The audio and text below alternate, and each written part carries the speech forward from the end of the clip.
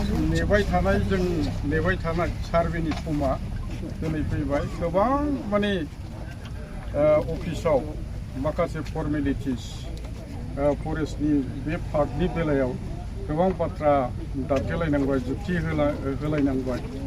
बिनिफ्रायनो फुरा फ्लाइअभार जानांगौ होननानै फरेस्टआ डिमान्ड खालामबाय थाबाय। रेलवेआ बेखौ मानिया। लास्टआव बिसोरो मानिबाय, नाथाय मानिदोंबाबो माने बे जिनिसखौ माने जोंनि बे देरादुननिफ्राय वाइल्ड लाइफ एक्सपार्ट फैनानै बेखौ नायगोन, माब्रै फ्लाइअभार खालामनाय जायोना भाया दागोनाय जायोना, बेसेबां मा रोखोम मिटिगेसन मेजार्सखौ माने लानाय जायो बिनि सोमोन्दै स्टाडि खालामफैगोन।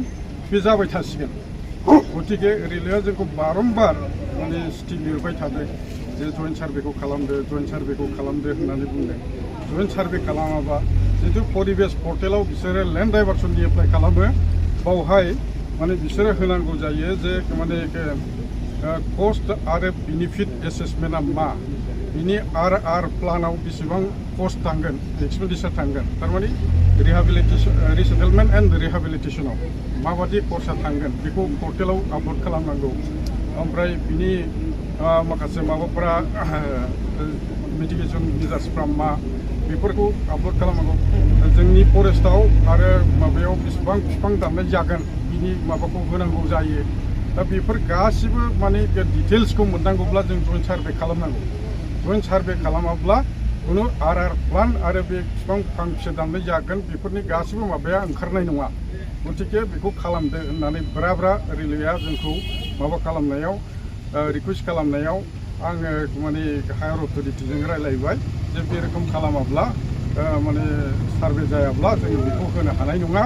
गतिके प्रजेक्टआ लेट जागोन बिदि होननायाव हायार अथ'रिटिया बुंबाय दे जोंना देरादुननिफ्राय एक्सपार्टआ फैनानै गावसोर स्टाडि खालामथोंसै मिटिगेसन मेजार्सखौ, नोंसोरो बेखौ जइन्ट सार्भेखौ खालामनो हासिगोन होननाय लोगो लोगो आङो मोनसे नटिस होबाय जे जोंनि कनसार्न डिपार्टमेन्ट लाइन डिपार्टमेन्टफोर दङ, एग्रिकालचार, पिडब्लिउडि, फिसारि, इरिगेसन गासिबो डिपार्टमेन्टनो नटिस होनानै दिनैनि डेटखौ स्टार्टिं डेट हिसाबै लानानै नटिसखौ होनाय जादोंमोन। बे मथेनो दिनैनि बे माने गोथार सानाव जोङो जोंनि बे फरेस्ट पार्कनि माबाखौ जइन्ट सार्भेखौ जोङो जागायनो सानबाय।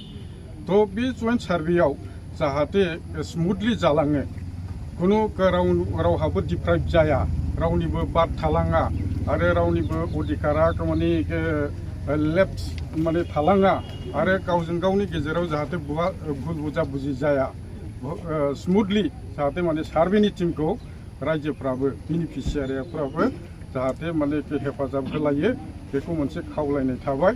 नङाब्ला गुलुं गुजुं जायोब्ला बेफोर गुलुं गुजुङा जायगानिफ्राय थांनानै गोजौसिम थांनानै बेफोरो माने बन्द' जाफिनो, माखासे माने माबाफ्रा उसुबिदा जानानै द्रप थानाय जाहाथे बेफोर थासारिया फैया बिनि फारसे नोजोर होनानै स्मुथलि कपारेसन होनानै जाफुंसार होदो बेखौनो आंनि खावलायनाय थाबाय।